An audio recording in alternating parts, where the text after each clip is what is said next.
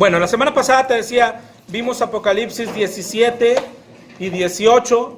Estamos aún dentro del día del Señor. Todo esto sucede en un solo día, sucederá en un solo día. Las profecías del Señor son así.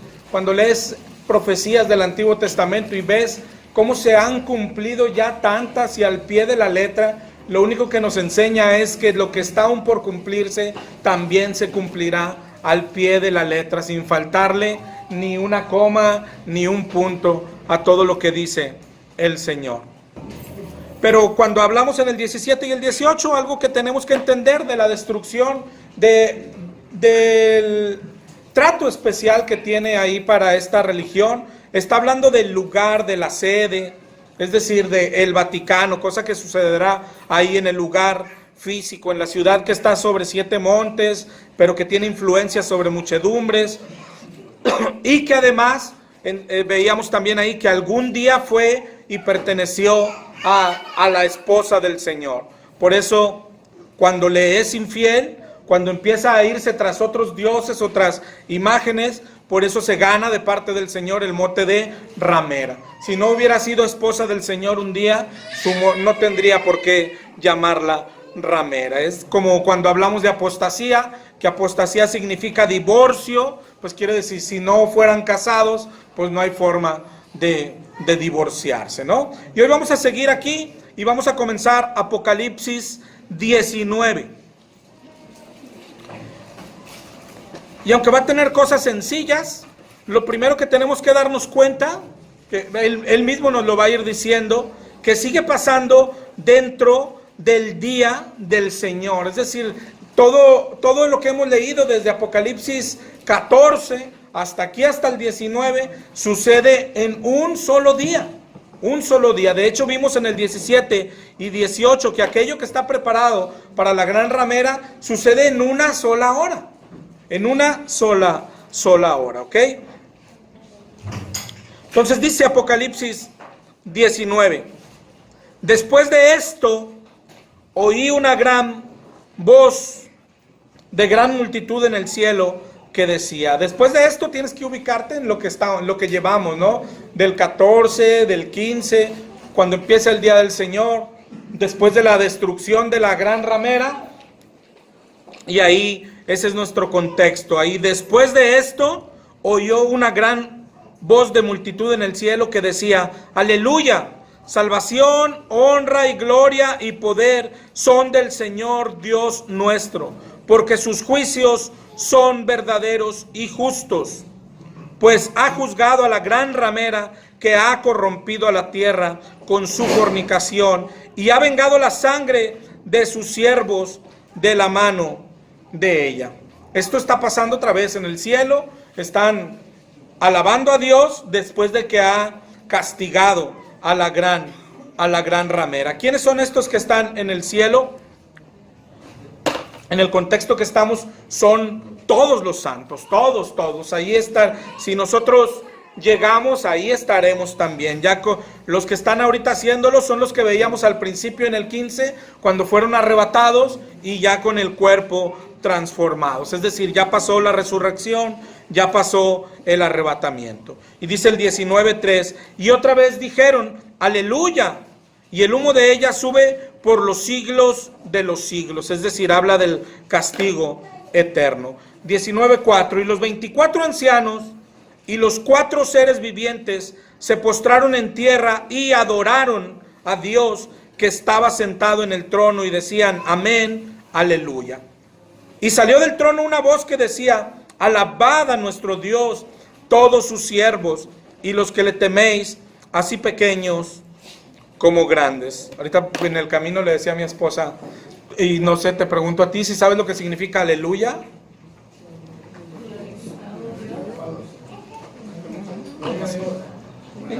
Alabanzas a Dios, su traducción correcta. Por eso cuando dice aleluya, acá y luego dice alabad a nuestro Dios, eso es lo que significa alabanzas a Dios. Hoy es parte de lo que vamos a cantar al final. 19:6, y oí como la voz de una gran multitud, como el estruendo de muchas aguas y como la voz de grandes truenos que decía aleluya. porque el Señor nuestro Dios Todopoderoso reina. Y otra vez, esta voz es la voz de la multitud, la voz de todos los redimidos. Gocémonos y alegrémonos y démosle gloria, porque han llegado las bodas del Cordero y su esposa se ha preparado. Hoy vamos a hablar de esto, aunque vamos a terminar todo el 19 de leerlo y vamos a regresar a este. Pero te digo, si te fijas ahí dicen dos cosas importantes. Vamos a hablar de las bodas del Cordero, pero después dice, y su esposa se ha preparado. Hoy esta tiene que ser la pregunta para nosotros, si estamos preparados para la boda del Cordero. ¿Por qué? Porque acuérdate que nosotros somos la novia, ¿sí? Esa es la figura que el Señor guarda de Cristo y su iglesia, del esposo y la esposa, del novio y la novia. ¿Cómo saberlo? En el 19:8 dice la principal característica de la novia. La principal, a ella se le ha concedido que se vista de lino fino y resplandeciente. Y a ella podríamos tener confusión si se trata de ropas, si tenemos que vestir de lino fino o algo, pero ahí enseguida nos dice que es el lino fino.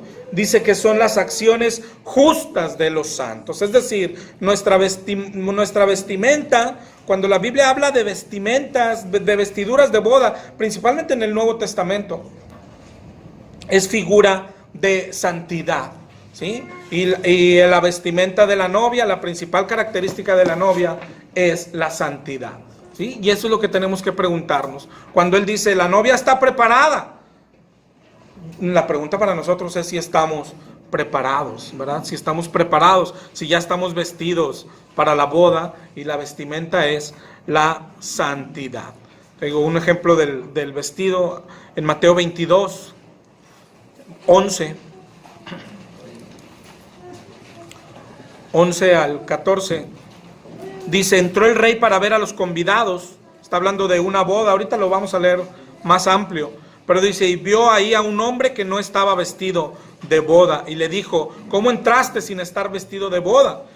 Y el rey dijo a los que servían, átenle de pies y manos, y échenle en las tinieblas de afuera, allí será el lloro y el crujir de dientes. Y eso es lo que pasa con los que no están vestidos de boda, que es otra vez figura de santidad. ¿Quiénes son los que participan en la boda? Los santos. ¿Quiénes son la novia de Cristo? Los santos, nada más, los santos. Su novia es santa, ¿sí? Pero te digo, al final vamos a regresar a examinar un poco más esta figura y este evento, porque es el evento que estamos esperando todos los cristianos. 19:9 de Apocalipsis. Y el ángel me dijo, escribe, bienaventurados los que son llamados a la cena de las bodas del Cordero. Y me dijo, estas son palabras verdaderas de Dios, las bodas del Cordero. Las bodas, pues es esa unión que ya hemos visto que vamos a tener un día, la iglesia con Jesucristo. Es el encuentro de la iglesia con Jesucristo. Apocalipsis 19:11. 19:10, perdón. Yo me postré a sus pies para adorarle, y él me dijo, mira, no lo hagas, porque yo soy consiervo tuyo y de tus hermanos que retienen el testimonio de Jesús. Adora a Dios, porque el testimonio de Jesús es el espíritu de la profecía. Él se postró delante del ángel, pero él le dice que no lo haga porque solo es un consiervo, ¿ok? Y acuérdate que después le dice, adora a Dios, y solo ante él podemos y debemos de postrarnos. 19:11. Entonces vi el cielo abierto, y he aquí un caballo blanco, y el que lo montaba se llamaba Fiel y Verdadero, y con justicia juzga y pelea. Y dice pelea porque acuérdate que viene a pelear, que hay una batalla que todavía nos quedó pendiente. 19:12. Sus ojos eran como llama de fuego, y había en su cabeza muchas diademas, y tenía un nombre escrito que ninguno conocía sino Él mismo. Y estaba vestido de una ropa teñida en sangre, y su nombre es el Verbo de Dios. Pues ya con esto no te imaginas, sino concluimos quién es este Verbo de Dios, ¿no? Es Juan el que está hablando aquí en Apocalipsis, y es el mismo Juan, en Juan 1:1, el que nos dijo quién es este Verbo, ¿te acuerdas? En Juan 1:1 dice que en el principio era el Verbo era con Dios, y el Verbo era Dios. Y en el 1:14 dice, y aquel Verbo fue hecho carne y habitó entre nosotros. Y vimos su gloria como del unigénito del Padre. Es Jesucristo. Entonces aquí en el 19 lo que sigue narrando es el regreso de Jesucristo y la unión de su iglesia con Él, que es lo que se llama las bodas del Cordero. Pero ya si te fijas, la visión que tuvo él de Jesucristo ya es diferente. Y eso tenemos que acostumbrarnos un poco cuando esperamos al Jesús de barba, que ya vimos según la Biblia y montado en un burrito y todo eso. Ese no es el Jesucristo de hoy. El Jesucristo de hoy es diferente. De hecho, la semana pasada leíamos 1 de Juan 3:2, donde dice que sabemos que cuando Él se manifieste, seremos semejantes a Él. Pero también dice, porque le veremos tal como Él es. Es decir, lo veremos ya como Él es. Entonces la visión esta se acerca un poco más a la realidad. Sí, cuando dice que sus ojos eran como llama de fuego. Y ahorita lo va a describir más. Pero o sea, ya es más cercano a lo que es Jesucristo hoy en realidad. Otra característica de Él que vimos allá en Apocalipsis 14 es a lo que viene, ¿no? Que viene a reventar al impío. Aquí ahorita lo vimos que venía con sus vestidos. En el 13 vimos 19:13, vestido de una ropa teñida en sangre. Y ese es nuestro Señor Jesucristo, que ya desde aquí ya está salpicado de sangre. ¿De cuál sangre? Pues de todos los que están padeciendo, ¿no? En Isaías 63:1 hay una gran visión para Isaías y ¿qué es esta visión? Que está también en Apocalipsis 19. En Isaías 63:1.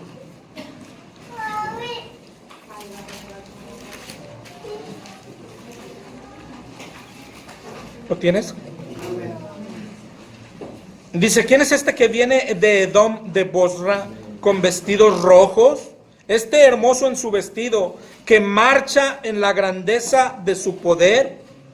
Y luego ya responde, yo el que hablo en justicia, grande para salvar. Dice allá adelantito, ¿por qué es rojo tu vestido? Y tus ropas como del que ha pisado el lagar. Y responde otra vez, he pisado yo solo el lagar, y de los pueblos nadie había conmigo. Los pisé con mi ira, los hollé con mi furor, y su sangre salpicó mis vestidos. Manché todas mis ropas, porque el día de la venganza está en mi corazón, y el año de mis redimidos ha llegado. Miré y no había quien ayudara, y me maravillé que no hubiera quien sustentase. Y me salvó mi brazo y me sostuvo mi ira, y con mi ira hollé los pueblos, y los embriagué en mi furor, y derramé en tierra su sangre. Y si te fijas, la imagen que describe Isaías 63, es la misma imagen que se ve en Apocalipsis 19 de este Señor, que viene con gran poder, pero dice, con sus vestidos manchados en sangre. Y cuando le preguntan por qué es rojo, dice, porque he pisado el lagar que vimos allá en Apocalipsis 14. Pero ¿te acuerdas lo que vimos en Apocalipsis 14? Que dijimos, ahí va hasta el final y luego se nos regresa. Bueno, este es el final de Apocalipsis 14, es que estamos viendo en Apocalipsis 19, ya más desglosado, cómo baja nuestro Señor y viene a eso. Hay varias características que ya hemos leído de esta venida de nuestro Señor. Te digo, esta es una de ellas, a lo que viene, cómo es su vestido. Pero vimos también ahí en el 19:14, si lo leemos, dice, y los ejércitos celestiales, vestidos de lino finísimo, blanco y limpio, le seguían en caballos blancos. ¿Quiénes son estos ejércitos celestiales? Somos toda la iglesia, todos los santos que ahora vienen con él. Así lo habíamos leído ya en algunos lados, que a lo mejor no lo habíamos remarcado, porque es hasta ahorita. Por ejemplo, en Primera de Tesalonicenses 4:14.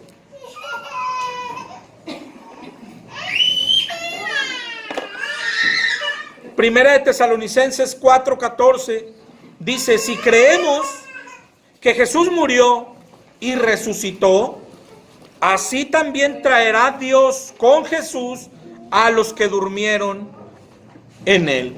Entonces, ¿cómo que los traerá si estaban dormidos? Pero acuérdate ya dónde estamos ahorita en Apocalipsis 19. Primero vino por ellos, que es el arrebatamiento. Lo vimos dónde estaban, desde Apocalipsis 15, estaban en el cielo adorando a Dios. Son los mismos que volvemos a ver en Apocalipsis 19, adorando a Dios. Pero cuando nuestro Señor concluye su venida a la tierra, detrás de ellos vienen todos estos que habían sido arrebatados. Todos venimos detrás del Señor. Y otra vez todavía, sí, hay algo clave que no debemos de pasar por alto. Sigue estando todo esto en un solo día, en el día del Señor. Hoy a veces si nos preguntamos entre cristianos, tristemente, a lo mejor si yo te pregunto, pero no te voy a preguntar porque no quiero. ¿Cuál es el día del Señor? Por esto no quiero preguntar. Pues tristemente hoy la iglesia, o nos pelearíamos porque unos dicen que es sábado y otros dicen que es domingo, y en la Biblia ni siquiera enseña nada de eso. Nada, nunca. O sea, no hay nada que enseñe eso. Todas las veces que la Biblia habla de el día del Señor, está hablando de este día de destrucción. Todos. Ninguna vez ni siquiera la frase el día del Señor, ni siquiera es usada para el día de reposo. Ni siquiera. Y tristemente hoy la iglesia cree. Digo, nuestro pleito es ese. ¿Cuál es el día del Señor? Y unos dicen que el sábado y otros que es el domingo. Y el día del Señor es el día que estamos esperando. El día de ira del Señor, de que si estás dentro de la iglesia, vas a ser arrebatado y librado de la ira del Señor que se derramará aquel día. Pero te digo, cosas como esas, bueno, todo Apocalipsis, que ya estamos terminando, hermano. No sé si vamos a terminar el viernes yo creo que vamos a terminar el domingo. Pero Apocalipsis nos ha mostrado muchas de esas cosas, ¿no? Que tristemente, cosas que la iglesia dice ya como si fueran muy, muy ciertas o muy bíblicas, ¿no?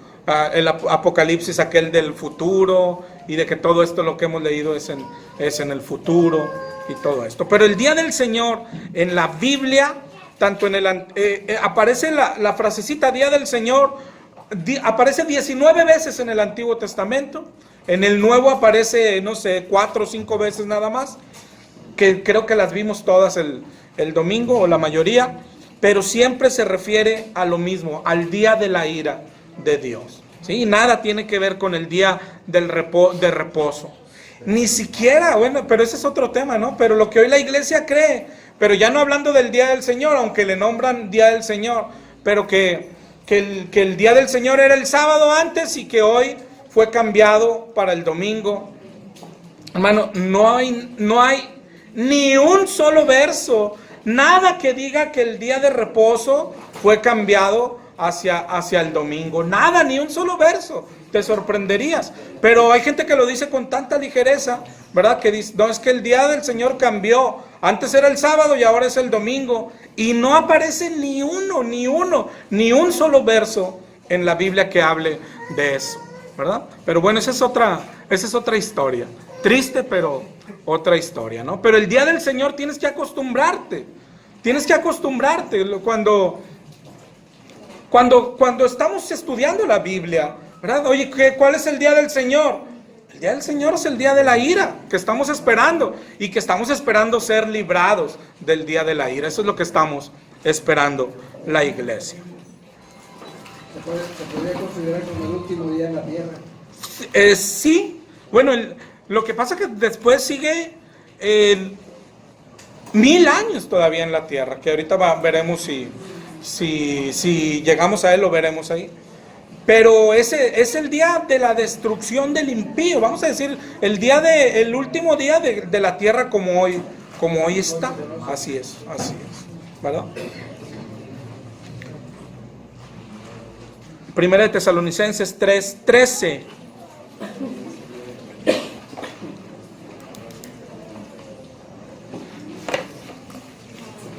Hablando del regreso del Señor, y dice otra vez, para que sean afirmados vuestros corazones, irreprensibles en santidad delante de Dios nuestro Padre.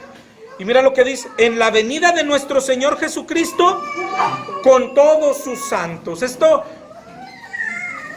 cuando vamos así leyendo, otra vez es para irnos, como que el dibujo que tenemos ahí en la pared, acuérdate, tiene que irse formando en nuestra cabeza, paso por paso, paso por paso. Este día del Señor, lo que llevamos hasta aquí, ¿cómo comienza? El día del Señor, ese día comienza con la resurrección de los muertos en Cristo. Eso es lo primero que pasa el día del Señor.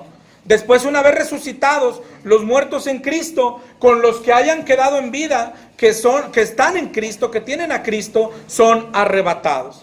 Y al ser arrebatados, puestos a salvo, comienzan las copas de ira de Dios, que son lo que vimos en Apocalipsis 16. Copa por copa, cada una de ellas.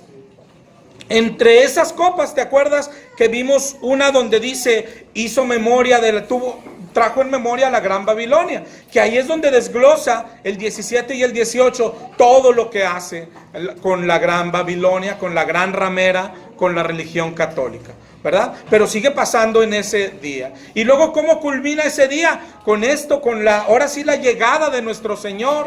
Y detrás de Él, todos sus santos. Los que fueron arrebatados primero, ahora los vemos viniendo con Él. O estaremos viniendo con Él. Como ya transformados, como vimos en 1 Corintios 15, ¿te acuerdas? Es necesario que lo corruptible se vista de incorrupción. Así es como sucederá esto, como vimos también en 1 de Tesalonicenses 4:16, que dice que el Señor mismo, con voz de mando, con voz de arcángel, con trompeta de Dios, descenderá del cielo, y los muertos en Cristo resucitarán primero. Y luego los que vivimos, los que hayamos quedado, seremos arrebatados con ellos en las nubes para recibir al Señor en el aire. Y así estaremos siempre con el Señor. Esta es clave, estaremos siempre con el Señor. ¿Qué quiere decir? Por eso fuimos arrebatados, nos encontramos con Él, y luego dice, estaremos siempre con Él. Así como Él baja a la tierra, nosotros bajamos también detrás de Él, pero ya transformados, ¿ok? Y Él sigue su descenso y nosotros bajamos también con Él. 19:14, ahí estamos, ¿no? 15, de su boca sale una espada aguda para herir con ella a las naciones, y Él las regirá con vara de hierro, y Él pisa el lagar del vino del furor y de la ira del Dios Todopoderoso. Eso es lo que veíamos, casi termina todo, ¿no? Con Él pisando el lagar, como se vio en Apocalipsis 14:20, ¿te acuerdas? Que dice que del lagar salió sangre hasta los frenos de los caballos por 1600 estadios. Sigue describiendo a nuestro Señor. 19:15. Apocalipsis 19:16 dice, y en su vestidura y en su muslo tiene escrito este nombre, Rey de Reyes y Señor de Señores. Ese es el Señor que regresa. Y vi a un ángel que estaba en pie en el sol y clamó a gran voz diciendo a todas las aves que vuelan en medio del cielo, venid y congregaos a la gran cena de Dios. Aquí viene algo importante, porque primero vimos las bodas del Cordero, pero esa es solo una figura de nuestro encuentro con Dios, porque a veces luego vemos la cena y se nos imagina, pues oye, como en toda boda hay un banquete, hay una cena, no sé, que ahí estaremos cenando. Pero esta es la gran cena. Pero fíjate, ¿quiénes son los que, a los que les habla para esa cena? A las aves les dice, vengan a la gran cena de Dios. Ellos son los que van a cenar, pero apenas nos está invitando. Luego dice en el 18, para que comas carne de reyes, de capitanes, carnes de fuertes, carnes de caballos, de sus jinetes, y carnes de todos, libres y esclavos, pequeños y grandes. Así como en toda boda hay un banquete, ese es el platillo ese es el menú de esta boda. ¿Okay? Carne de reyes, carne de capitanes, carne de fuertes, carne de caballos, de sus jinetes, de libres, esclavos, de pequeños y grandes. No sé si te das cuenta, pero también esto que están narrando que va a pasar, esta ya es la batalla del Armagedón o del Armagedón, ¿sí? Pero mira cómo aquí nomás los invitó, vengan, acérquense porque ya vamos a preparar el banquete, ya se va a cocinar la carne. Y luego ya dice en el 19, comenzó aquello, dice, y vi a la bestia, a los reyes de la tierra y a sus ejércitos reunidos para guerrear contra el que montaba el caballo y contra su ejército. Es decir, ya están reunidos para la batalla del Armagedón. Y entonces empieza y dice, y la bestia fue apresada, y con ella el falso profeta, que había hecho delante de ella las señales con las cuales había engañado a los que recibieron la marca de la bestia y habían adorado su imagen. Estos dos fueron lanzados vivos dentro de un lago de fuego que arde con azufre. Eso ya estrenan el lago de fuego que veremos más adelante. Y los demás fueron muertos con la espada que salía de la boca del que montaba el caballo, que nos regresa ahí de cuando pisa el lagar. Ellos ya los mató ahí. Y todas las aves se saciaron de las carnes de ellos. Y fin de la historia. Así se acabó. Así fue yo no sé si has escuchado ¿cuál sería la palabra? Promovidísima o famosísima batalla del Armagedón. No sé si has visto películas, algunos hasta ya ponen guerras como nucleares. Y hay muchos tipos de versiones, pero aquí ya se acabó. Así fue. Es más, yo creo que en menos de lo que lo dice la palabra de Dios se acabará.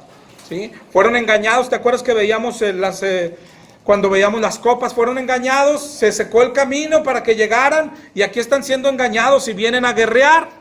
¿Qué está pasando? Cuando los juntan a hacer guerra, solo lo que está pasando es lo que dijo Jesús primero, dice la Biblia. Están juntándolos en el gran lagar. Ellos no saben que aquella reunión para guerrear están siendo juntados en el gran lagar, que el Señor llega y los pisotea y se acabó y ya. Y antes de pisotearlos, primero les dijo a las aves, vengan porque ya les voy a preparar el banquete. Está en la gran boda con su esposa, y en toda boda hay un gran banquete, y les vénganse porque ya, y ya nomás está esperando, se juntan las aves, los pisotea y de ahora sí, pues a comer se ha dicho, y las aves son las que se dan ese banquetazo. Se lee fácil, ¿no? Ojalá no estemos ahí muchos de nosotros, ¿verdad? Dice Proverbios 2:21, los rectos habitarán la tierra y los perfectos permanecerán en ella, mas los impíos serán cortados de la tierra y los prevaricadores serán de ella desarraigados. Y esto es lo que está pasando. O sea, cuando tú veas, hay profecías desde el Antiguo Testamento que dicen, yo cortaré de la tierra el pecado. Está hablando de este momento. Es cuando el Señor está raendo de la tierra a todo pecado y todo pecador con él. Está desapareciendo todo el pecador, todo impío de ahí. Pero si te fijas, ¿cuál batalla? ¿Cuál batalla de Armagedón? No está ni emocionante, ¿verdad?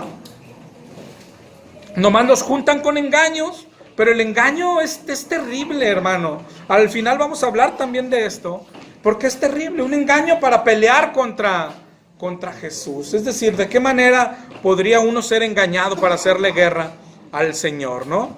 Y pues una guerra, o sea, alguien podría tener, Oye, pero ¿a poco en un minuto va a durar? Pues si de perdido va a durar 1 hora, ¿no? Que dure 2, que dure 3. Hermano, pero estamos hablando de una guerra contra el Señor. Es decir, ¿qué le puede durar a alguien al Señor?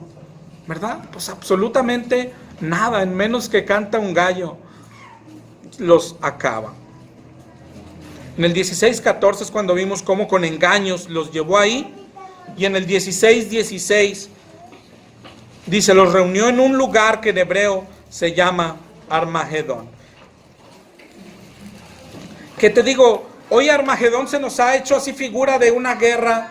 Okay, pero te digo, ni el mismo nombre, ni siquiera Armagedón significa algo así espectacular. Armagedón solo significa, en el diccionario, significa monte de Megido. Eso es decir, es un lugar. Eso significa Armagedón, monte de Megido. Y hermano, si has leído la Biblia, aparece mucho en la Biblia.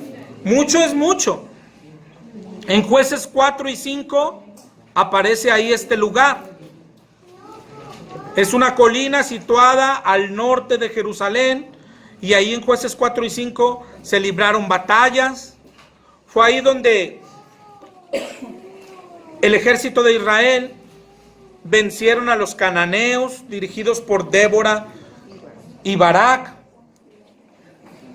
Fue en ese lugar donde fue muerto Saúl en la batalla contra los filisteos. Está en 1 de Samuel 31. Fue en ese lugar donde el rey Jehú dio muerte a Ocosías. Está en 2 de Reyes 9:27. Y fue también el lugar donde la invasión egipcia le dio muerte al rey Josías. En 2 de Reyes 23:39. Es ese lugar. Por ejemplo, te voy a leer 2 de Reyes 23:30.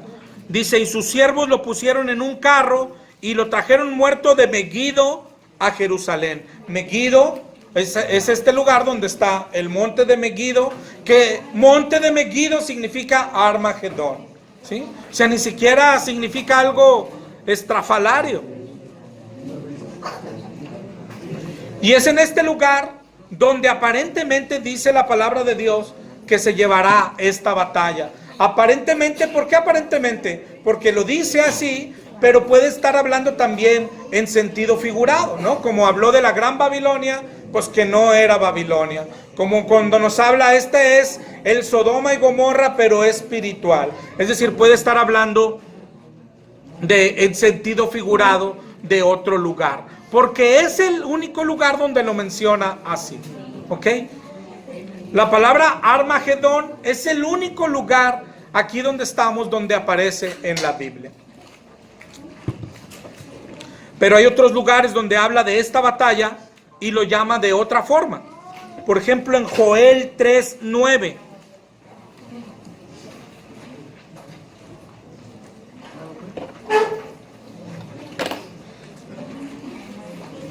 Joel 3:9 hasta... Bueno, ahorita te digo hasta... Joel 3:9 dice, proclamad esto entre las naciones, proclamad guerra, despertad los valientes, acérquense, vengan los hombres de guerra, forjad espadas, lanzas de vuestras hoces, y diga el débil, fuerte soy. Luego dice en el 3:11, juntaos y venid, naciones de alrededor, y congregaos, haz venir allí, oh Jehová, a tus fuertes. Despiértense las naciones y suban al valle de Josafat, porque allí me sentaré para juzgar a todas las naciones de alrededor. Echad la hoz, dice el 3:13. ¿Te acuerdas como vimos en Apocalipsis 14? Porque la mies está ya madura. Venid y descended, porque el lagar también ya está lleno y rebosan las cubas, porque mucha es la maldad de ellos. Si te fijas, muy igual a lo que vimos en Apocalipsis 14. La mies ya está madura y son los arrebatados, y el lagar también ya está lleno y son los destruidos. Dice el 3:14 de Joel, estoy yo en Joel todavía. Muchos pueblos en el valle de la decisión. Si te fijas, ya le dijo valle de Josafat, ya le dijo valle de la decisión. porque cercano está el día de Jehová en el valle de la decisión. ¿Qué pasará ahí? Dice, el sol y la luna se oscurecerán, las estrellas retraerán su resplandor, y Jehová rugirá desde Sión, y dará su voz desde Jerusalén, y temblarán los cielos y la tierra, pero Jehová será esperanza de su pueblo, y fortaleza de los hijos de Israel. Y conocerán que yo soy Jehová vuestro Dios, que habito en Sión, mi monte santo, y Jerusalén será santa, y extraños no pasarán por ella, porque los extraños van a ser destruidos. Sucederá en aquel tiempo que los montes destilarán mosto y los collados fluirán leche, y por los arroyos de Judá correrán aguas, y saldrá una fuente de la casa de Jehová y regará el valle de Sittim. Está hablando, si te fijas hasta aquí también, de lo que sigue a lo que estamos viendo en el 19, que lógico sigue Apocalipsis 20, y que nos habla de un milenio, de 1000 años que serán en la tierra, y Jerusalén será restaurada, ¿sí? De hecho, la vida será en Jerusalén. 3:19 dice, Egipto será destruido, Edom será vuelto en desierto asolado por la injuria hecha a los hijos de Judá, porque derramaron en su tierra sangre inocente, pero Judá será habitada para siempre, y Jerusalén por generación y generación. Y limpiaré la sangre de los que no había limpiado, y Jehová morará en Sión. Eso es lo que pasa. Pero te digo, ¿cómo lo mencionó? Como el valle de Josafat, como el valle de la decisión, acá como el valle de Megiddo, que es lo que significa Armagedón, ¿verdad? Pero eso es lo que pasa en ese día. Un día se reúnen a hacer guerra, y ahí el Señor nada más los agarra juntitos y los destruye. Jeremías 25:32 habla de esto, lo describe. Lo único que nos enseña, la semana pasada que hablábamos del día del Señor, y te acuerdas que leímos muchos pasajes del Antiguo Testamento que hablan de este día. Y este sigue siendo el Antiguo Testamento, y sigue hablando de este día tan claro, tan bien descrito desde antes. Es decir, esto está preparado desde la eternidad. Dice Jeremías 25:32. Así ha dicho Jehová, el mal irá de nación en nación, y gran tempestad se levantará de los fines de la tierra. Yacerán los muertos de Jehová en aquel día, desde un extremo de la tierra hasta el otro. No se endecharán, ni se recogerán, ni serán enterrados, como estiércol quedarán sobre la faz de la tierra. Imagínate aquella imagen, es a la que están invitando a las aves a venir a comer. Dice el 25:34, aullad pastores y clamad, revolcaos en el polvo, mayorales del rebaño, porque cumplidos son vuestros días, para que seáis degollados y esparcidos, y caeréis como vaso precioso. Y se acabará la huida de los pastores y el escape de los mayorales del rebaño. Voz de la gritería de los pastores y aullido de los mayorales del rebaño, porque Jehová asoló sus pastos, y los pastos serán destruidos por el ardor de la ira de Jehová. ¿Cómo lo describe incluso, yo creo más claro que donde estamos hoy, ¿no? Que en Apocalipsis? Isaías 24.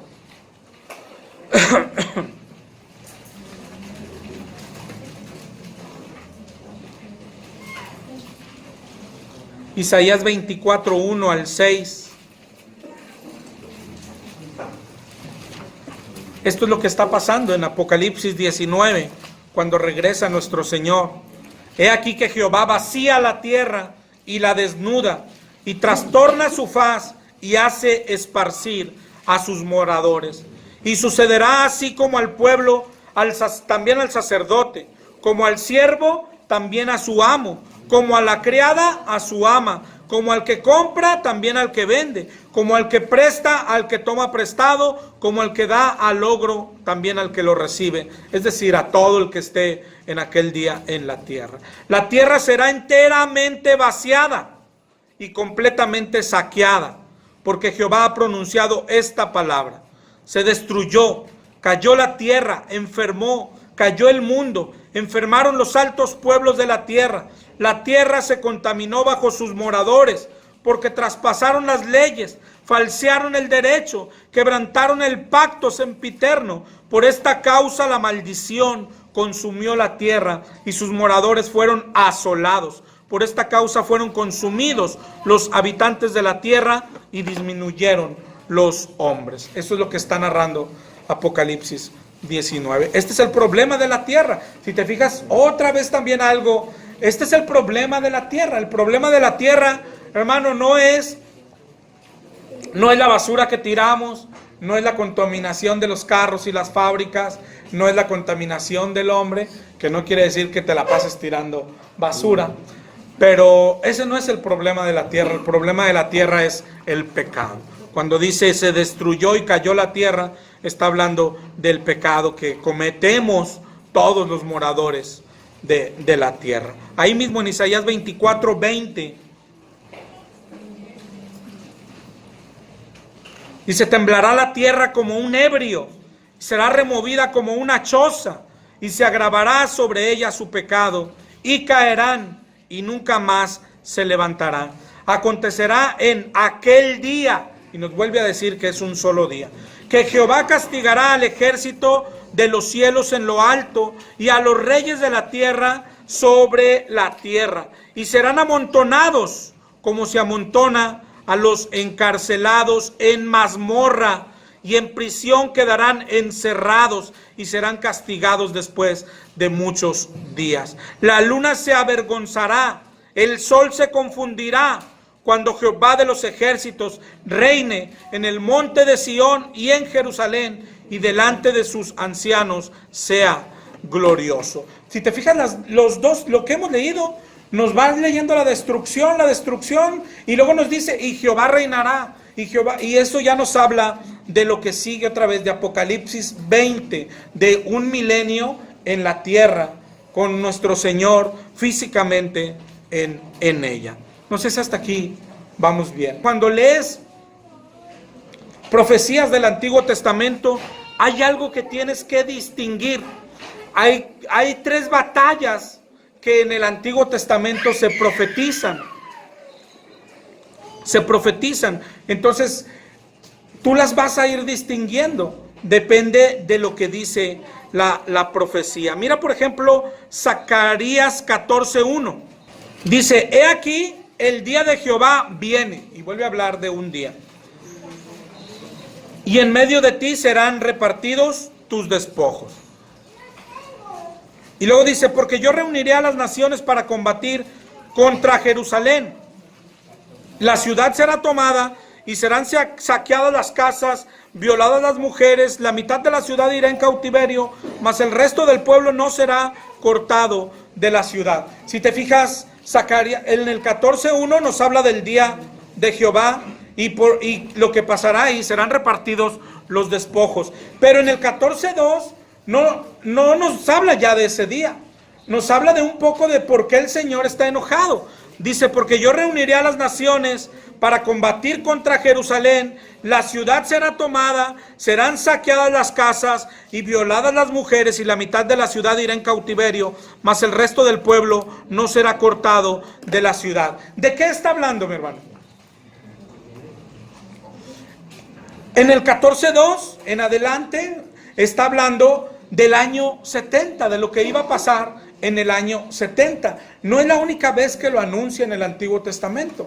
Entonces, hoy a veces lo que padecemos la iglesia, lo que padecemos los cristianos, es que traemos revuelto como que todo, ¿no? Y esto nada más te lo doy así como un tip de regalo. Cuando leas Antiguo Testamento y profecías de batallas, ahorita vamos a leer, pues yo creo que lo leemos de una vez. Ahorita leemos en el 20, vamos a llegar a la batalla de Gog y Magog, que es cuando resucitan. Dice en el 20: vi a un ángel que descendía del cielo con la llave del abismo y una gran cadena en la mano. Prendió al dragón, la serpiente antigua, que es el diablo y Satanás, y lo ató por 1000 años. Este es el milenio. En la tierra todavía estaremos 1000 años, los que vienen con Jesús. Por eso otra vez ve formando la idea. Viene Jesús, viene a pisotear, los pisotea, los mata, y detrás de él venimos, Dios quiera, los santos, y nos quedamos en la tierra, en esta tierra todavía. Un poquito como dicen los testigos de Jehová, pero un poquito nada más. En esta tierra, 1000 años. Y lo que dice ahí, sin Satanás. Es decir, solo los buenos, solo los muertos en Cristo, ¿sí? O los que estaban en Cristo cuando Él viene, ¿ok? Satanás, dice ahí en el 22, y lo ató por 1000 años. Aquí cuando yo lo leí la primera vez dije, pero no lo habíamos atado ya todos los domingos. Bueno, pero dice aquí que estaba desatado. Bueno, pues entonces yo no sé qué atamos los domingos, ¿no? Dice en el 23, y lo arrojó al abismo y lo encerró, y puso su sello sobre él, para que no engañase más a las naciones, hasta que fuesen cumplidos 1000 años. Nos vuelve a decir, 1000 años. Y ahora sí ahí dice, y después de esto debe ser desatado por un poco de tiempo. ¿Okay? Vi tronos, se sentaron junto a ellos los que recibieron facultad de juzgar. Vi las almas de los decapitados por causa del testimonio de Jesús, por la palabra de Dios, los que no habían adorado a la bestia ni a su imagen, y que no recibieron la marca en sus frentes ni en sus manos, y vivieron y reinaron con Cristo 1000 años. Es decir, a esta tierra baja Cristo y bajan todos estos que describió, los que no adoraron a la bestia, ¿sí? 1000 años estaremos aquí con el Señor. Y dice, los otros muertos, es decir, los malos y los que acaba de pisotear en Apocalipsis 19, esos no volvieron a vivir hasta que se cumplieron 1000 años. Esa es la primera resurrección. Esta, es decir, está hablando de la de los buenos, los que estamos aquí. Bienaventurado y santo el que tiene parte en la primera resurrección, ¿sí? Que son los que estarán con Cristo en el milenio. La segunda muerte no tiene potestad sobre estos, sino que son sacerdotes de Dios, de Cristo, y reinarán con Él, y vuelve a decirlo, 1000 años, ¿ok? Cuando los 1000 años se cumplan, Satanás será suelto de su prisión y saldrá a engañar otra vez a las naciones que están en los 4 ángulos de la tierra. Pero aquí ya está hablando de estos malos que resucitan, ¿sí? Aquí, ahorita cuando leímos acá en el 5, porque alguien cuando dice, ¿pero dónde dice que resucita? Aquí, en el 5, dice, los otros muertos no volvieron a vivir hasta que se cumplieron 1000 años. Ahí resucitaron los malos. Y sale Satanás también, resucitan a los 1000 años y Satanás es suelto de su prisión también. ¿A qué? A volverlos a engañar a los mismos. A volverlos a engañar. Dice en el 8, saldrá a engañar a las naciones que están en los 4 ángulos de la tierra, a Gog y a Magog, a fin de reunirlos para la batalla, el número de los cuales es como la arena del mar. ¿Ok? Va y los engaña para otra vez. Si te acuerdas cómo fueron eliminados, los engañó, los juntó a una batalla, los pisoteó. ¿Sí? Aquí resucitan, los vuelve a engañar, a hacer batalla otra vez, y mira el final otra vez. Aquí ya son más, ¿verdad? Porque son los que estaban ahí. Ah, claro, no son solo los de Apocalipsis 19. Aquí en Gog y Magog ya está toda la existencia, así es, toda la existencia. Dice en el 9, y subieron sobre la anchura de la tierra, rodearon el campamento de los santos y la ciudad amada. Esta ciudad amada es lo que te decía ahorita, cuando nos quedamos en la tierra, pero la vida, otra vez, como decía mi hermano ahorita, gira, y aunque abarca más, va a ser en Jerusalén, en la Jerusalén física. Es decir, nosotros que estamos hoy en México, en Monterrey, seremos arrebatados, ¿sí? O bien si nos alcanza ya muertos, resucitados primero, luego arrebatados aquí, y cuando el Señor baja físicamente, aunque Él abarca toda la tierra otra vez, pero hablando del centro a donde baja, Él baja allá en Jerusalén, ¿sí? En el Monte Santo, y allá bajamos todo. Entonces la vida parte de ahí, será otra vez en la Jerusalén física. La Jerusalén física en el milenio, nada más, ¿ok? Pero mira lo emocionante de la batalla. En el 9, subieron sobre la anchura de la tierra, rodearon el campamento de los santos. Y luego dice, y de Dios descendió fuego del cielo y los consumió. Oye, no les da chance ni de tirar, yo creo que una bala, ni una flecha, nada que se emocionen. Alguien podría preguntar, bueno, esta segunda sí estuvo más reñida o... Pero esa es la batalla, te digo, yo a veces me sorprendo cuando veo las batallas así, la de Armagedón, la de Gog y Magog y todo lo que... Digo, pues quién sabe de qué batalla estarán hablando, porque las dos, las acaba en un santiamén. Se dice, ¿no? En un santiamén, así se dice. Bueno, pero veníamos hasta esta batalla para que distingamos principalmente cuando leas profecías en el Antiguo Testamento, profecías de batalla. Te digo, lo que hoy pasa es que traemos todo revuelto, ¿no? Mira cómo son diferentes las batallas. Ahorita que leíamos Zacarías 14, ¿qué dijo ahí? En el 14:2, reuniré a las naciones contra Jerusalén. Eso se parece a Gog y Magog, ¿sí? Las naciones también son reunidas contra Jerusalén, ahí se parece. Pero en la batalla, en la guerra del año 70, tiene una particularidad, que Jerusalén sí fue vencida. Es decir, ahí fue cuando Israel fue lanzada al cautiverio. La de Gog y Magog, ¿cuál es su particularidad? Que ahí Jerusalén y el pueblo de Israel fue defendido por Dios, ¿sí? Entonces, cuando vayas al Antiguo Testamento y veas en alguna profecía que se reúnen las naciones contra Jerusalén, ¿de cuál batalla está hablando? Si Jerusalén fue vencida y el pueblo lanzado al cautiverio, está hablando del año 70. Si Jerusalén fue defendida por Dios, está hablando de Gog y Magog. Y la de Armagedón, ¿qué tiene de particular esa batalla? Que se reúnen, ojo, porque se reúnen contra Jesucristo. Así es, Jesucristo baja y la guerra, por eso te digo lo sorprendente de esa batalla, se reúnen para pelear contra Él. Contra Él, sus santos vienen detrás. En la tierra solo están los malos y Jesucristo bajando. Y todos se reúnen para hacer guerra contra Él. Imagínate.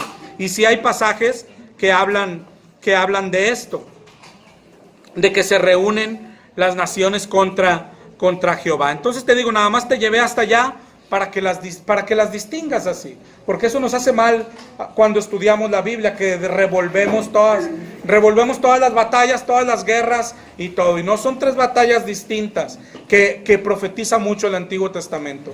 Una es la del año 70, que eran los pueblos, las naciones contra Israel, pero sí fue destruida Israel, ¿sí? Otra, las naciones rodean Israel, pero Israel es defendida por Dios y son destruidas. Y la tercera fue la de Armagedón, que las naciones se reúnen contra el Señor Jesucristo y el Señor Jesucristo los destruye. ¿Ok? Si seguimos leyendo Zacarías 14.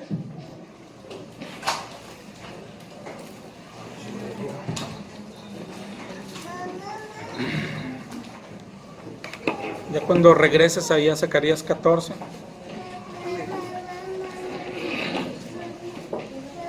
Nos quedamos en el 14, ¿qué? 3. Sí, en el 2 leímos lo que iba a ser en el año 70, ¿no? Dice, la mitad de la ciudad irá en cautiverio, mas el resto del pueblo no será cortado de la ciudad. ¿De qué habla? Ya dijimos del año 70. Luego dice el 14:3, después saldrá Jehová y peleará con aquellas naciones como peleó en el día de la batalla. Es decir, lo que pasa acá al final en Gog y Magog y también en Armagedón es en venganza por aquello que hicieron aquellas naciones el año 70. Se afirmarán sus pies en aquel día sobre el monte de los olivos que está frente de Jerusalén al oriente. Y el monte de los olivos se partirá por en medio hacia el oriente, hacia el occidente, haciendo un valle muy grande, y la mitad del monte se apartará al norte, la otra mitad hacia el sur. Y huiréis al valle de los montes, porque el valle de los montes llegará hasta Asal. huiréis de la manera que huiste por causa del terremoto en los días de Usías. Y acontecerá que en ese día, está hablando ahora sí, regresa a ese día, no habrá luz clara ni oscura. Dice el 14:7, será un día, y ahí lo dice ya con más claridad, ¿no? El cual es conocido de Jehová, que no será ni día ni noche. ¿Por qué no será ni día ni noche? ¿Ves? Mira lo que está hablando cuando el Señor regresa. Ahorita cuando leíamos, y se me pasó remarcártelo y ya hasta lo perdí cuando decía que tumba los ejércitos de los cielos. ¿Sí? Pues está hablando de las estrellas, la luna, todo eso. Cuando baja el Señor ya deja de ser también. Mira si vas a Mateo 24:29. Mateo 24:29. Inmediatamente después de la tribulación de aquellos días, el sol oscurecerá, la luna no dará su resplandor, las estrellas caerán del cielo y las potencias de los cielos serán conmovidas. Es decir, el día, aunque comienza temprano, aunque igual empieza a las 12:01 y amanece, no sé, a las 7, 6 de la mañana, pero ese día se queda en oscuridad, porque cuando baja nuestro Señor, antes de eso, el sol se oscurece, la luna no da su resplandor y las estrellas caen del cielo. ¿Sí? Cuando va bajando nuestro Señor. Pero mira Zacarías 14:7, cómo nos ilustra mucho ese día. Dice, pero sucederá que al caer la tarde habrá luz. Y ya nos dice algo, ¿te acuerdas de que es un solo día? Pero ¿a qué horas se ve nuestro Señor? O se comienza a ver. ¿Habrá luz? ¿A qué se refiere? Pues a la luz de nuestro Señor, ¿no? Segunda de Tesalonicenses 2:8. Cuando hablábamos del anticristo, dice, se manifestará aquel inicuo a quien el Señor matará con el espíritu de su boca y destruirá con el resplandor de su venida. No sé si se te va formando la imagen en la mente. Zacarías nos ayuda mucho para ese día en particular nada más. Es un día de 24 horas para nosotros. Comienza con la resurrección de los muertos, luego sigue el arrebatamiento, luego siguen las copas de la ira, no amanece. Es decir, no hay luz, no amanece nunca. ¿Sí? ¿Por qué? Porque antes de eso el sol ya fue retirado, la luna no da luz, las estrellas fueron tumbadas de ahí. No amanece. Sin embargo, no se queda en oscuridad. Dice ahí, al caer la tarde habrá luz. ¿Ok? Y esa es la luz de nuestro Señor. ¿Sí? Que se queda para iluminar acá. Zacarías 14 está muy, muy ilustrativo, demasiado ilustrativo de lo que pasa este día. En el 14:8 dice, acontecerá también en aquel día que saldrán de Jerusalén aguas vivas, la mitad de ellas al mar oriental, la otra al occidental, en verano y en invierno, y Jehová será rey sobre toda la tierra. En aquel día Jehová será uno y uno su nombre. Y otra vez te digo, se nos brinca ya a Apocalipsis 20, al milenio.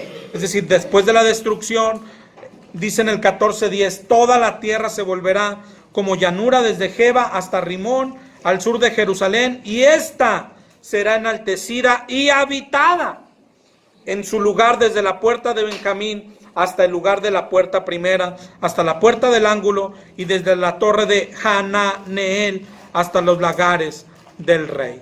Y morarán en ella, y no habrá nunca más maldición, sino que Jerusalén será habitada confiadamente.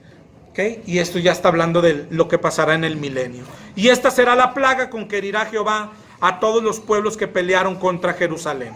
La carne se corromperá estando ellos sobre sus pies, se consumirán en las cuencas sus ojos, y la lengua se les deshará en su boca. Y acontecerá en aquel día que habrá pánico enviado por Jehová, y trabará cada uno de la mano de su compañero, y levantará su mano contra la mano de su compañero. Terrible, ¿no? Pero te digo, lo describe muy bien Zacarías 14. Yo creo que nos fue de mucha ayuda. Y hasta ahí, no sé si vamos bien. Está entendible, ¿no? Zacarías 14 nos da mucha luz. No sé si para tranquilidad o no. o no tranquilidad.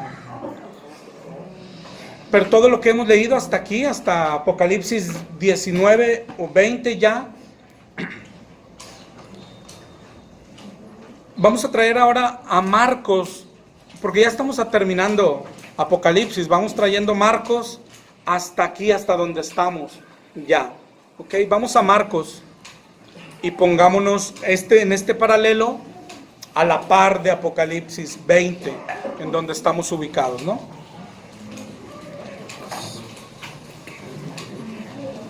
Marcos 13:3.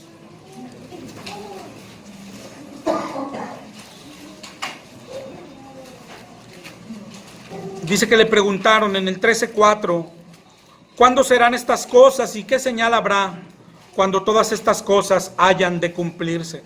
Jesús les dijo, mirad que nadie os engañe, porque vendrán muchos en mi nombre diciendo, yo soy el Cristo, y engañarán a muchos. Marcos nos va a dar el paseo de toda la imagen que debes de tener ya en tu mente, que es la línea de tiempo que tenemos ahí en el pizarrón pared, que es la misma línea de tiempo, y cómo coincide Marcos. Mira cómo comienza diciéndoles, en el 13:7, cuando oigas de guerra y rumores de guerra, no os turbéis, porque es necesario que suceda así, pero aún no es el fin. ¿Te acuerdas? Aquello empezó con los sellos, ¿sí?, de que abrió nuestro Señor. Pero ahí mismo nos dice, aún no es el fin, y aún no era el fin. Se levantará nación contra nación, reino contra reino, habrá terremotos en muchos lugares, habrá hambres, alborotos, principios de dolores son estos. ¿Te acuerdas de todos los sellos? Hasta el sello 6 habla de terremotos también. Ok, ahí va Marcos. Vamos a la par. Luego dice, pero mirad por vosotros mismos, porque os entregarán a concilios, en las sinagogas os azotarán, delante de gobernadores y reyes os llevarán, por causa de mí, para testimonio de ellos, y es necesario que el evangelio sea predicado antes a todas las naciones. Ya empieza como del inicio de la tribulación. Sí, pero dice, pero cuando os trajeren para entregarlos, no se preocupen por lo que han de decir, sino lo que os fuere dado en aquella hora, eso hablad, porque no son ustedes, sino el Espíritu Santo el que habla. 13:12, y el hermano entregará a la muerte al hermano, el padre al hijo, y se levantarán hijos contra los padres y los matarán, y seréis aborrecidos de todos por causa de mi nombre, mas el que persevere hasta el fin, ese será salvo. Usted sigue hablando de la tribulación que iban a pasar o vamos a pasar los cristianos. Luego habla de un evento a distinguir. Dice, pero cuando veas la abominación desoladora de que habló el profeta Daniel, puesta donde no, los que estén en Judea huyan a los montes. ¿Qué viene después de esto? ¿Por qué huyan? No está anunciando ahí el Armagedón, no está anunciando Gog y Magog, estaba anunciando la destrucción del 70. Por eso les dijo, huyan a los montes. En la destrucción del 70, ¿qué era? Castigo para el pueblo judío, castigo para el pueblo de Israel. 13:15. El que esté en la azotea no descienda a la casa, no entre para tomar algo de su casa, y el que esté en el campo no vuelva atrás a tomar su capa. Ay de las que estén en cinta y de las que críen en aquellos días. Oren para que vuestra huida no sea en invierno, porque aquellos días serán de tribulación, cual nunca ha habido desde el principio de la creación que Dios creó hasta este tiempo, ni la habrá. Pero está hablando de la tribulación, no para Israel, sino la tribulación para el cristiano. Es decir, cuando nace el cristianismo y el Señor empieza a convencer a unos y formar su iglesia, lo primero que les dice, parte de esto es, cuando vean la abominación desoladora, que ¿qué era? Después de su muerte, que se iban a seguir ofreciendo sacrificios, dice ahí ya es hora de salir de Jerusalén, es hora de salir y de esparcirse, ¿no? Pero a ellos les anuncia, así como vas a ir huyendo, por eso les dice, pobre de las que estén en cinta, porque en cinta vas a tener que huir, y en la huida comienza la tribulación. Es decir, cuando dice, serán de tribulación aquellos días, no se refiere a la destrucción del templo, Es decir, no está diciendo que Israel padecerá tribulación, sino los cristianos que huyan serán librados de la destrucción de Israel, pero ellos comenzarán a padecer la tribulación que está anunciada para la iglesia. Y luego dice, de esta tribulación, si el Señor no hubiese acortado aquellos días, nadie sería salvo. Mas por causa de los escogidos, acortó aquellos días. Acortó, dice aquí, y son los días en los que todavía estamos. Es decir, si este mundo se termina mañana, quiere decir que la primera idea del Señor no era terminarlo en el 2018, sino tal vez en el 3000, pero por causa de sus escogidos lo acortó. Acortó la tribulación, que es en la que, no quisiera decir estamos, pero quisiera decir que deberíamos de estar, ¿no? Y luego mira, después de cuando les dice huid, es decir, cuando vean la abominación desoladora, huid, y ahí va a pasar lo del año 70, y como nosotros tenemos acá, ahí aparece el anticristo, y Marcos sigue la misma cronología. Si alguno les dice el 13:21, si alguno les dijere, mirad, aquí está el Cristo, o allá está, no lo creas. Y ese es el anticristo. Se levantarán falsos cristos, falsos profetas, y harán señales y prodigios para engañar, si fuese posible, aún a los escogidos. Mas vosotros mirad, que se los he dicho todo antes. Pero en aquellos días, después, ya está en este periodo, ¿te acuerdas? Después del 70, y hasta que la vida dure, dice, en aquellos días, después de aquella tribulación, pasa lo que leíamos ahorita. El sol se oscurecerá, la luna no dará su resplandor, las estrellas caerán del cielo, las potencias serán conmovidas, y entonces verán al Hijo del Hombre viniendo en las nubes con gran poder y gloria. Si te fijas, la cronología toda de Apocalipsis es la misma cronología de Marcos 13, de Mateo 24. La primera vez que estudiamos esto, lo estudiamos con Mateo 24 y hoy con Marcos 13, y es la misma cronología. Fíjate todavía cómo es la misma cronología. Verán al Hijo del Hombre que vendrá en las nubes con gran poder y gloria. Ya estamos dentro del día del Señor. Y entonces enviará sus ángeles, juntará a sus escogidos de los cuatro vientos, desde el extremo de la tierra hasta el extremo del cielo. Como Apocalipsis 14, ¿te acuerdas? Como el Señor viene, pero a los que manda son a sus ángeles a hacer todo. Y eso, ahí se empareja Marcos 13 con todo lo que traemos hoy de Apocalipsis, ¿no? No sé si hasta ahí tengas duda. Esa parte del capítulo 27 es parte de lo que es el arrebatamiento. ¿Envía sus ángeles allí? Ah, sí, claro, ese es el arrebatamiento, así es. Y te digo, coincide con lo que vimos en Apocalipsis 14, de 14:14 en adelante. Luego nos da la advertencia, termina Marcos 13 diciéndonos, de la higuera aprended la parábola, cuando su rama está tierna y brotan las hojas, sabes que el verano viene. Cuando vean ustedes que suceden estas cosas, sepan que está cerca, a las puertas. Y dice, no, de cierto les digo, que no pasará esta generación hasta que todo esto acontezca. El cielo y la tierra pasarán, pero mis palabras no pasarán. Pero ¿cuándo es? Dice, de aquel día y la hora nadie sabe, ni los ángeles que están en el cielo, ni el Hijo, sino el Padre. Mirad, velad y orad, porque no sabéis cuándo será el tiempo. Velad y orad es el mandamiento. Y luego nos pone un ejemplo en el 13:34. Es como el hombre que yéndose lejos, dejó su casa, dio autoridad a sus siervos y a cada uno su obra, y al portero mandó que velase. Esa no es la orden para nosotros. Velad pues, porque no sabéis cuándo vendrá el Señor de la casa, si al anochecer, a la medianoche, al cantar el gallo o a la mañana, para que cuando venga de repente no os halle durmiendo. Y lo que a vosotros digo, a todos lo digo, velad. ¿Ok? Velad. Y ahí es donde vamos en Apocalipsis 20. Marcos 13 nos narra hasta ahí nada más, hasta Apocalipsis 19, hasta el regreso del Señor. ¿Sí?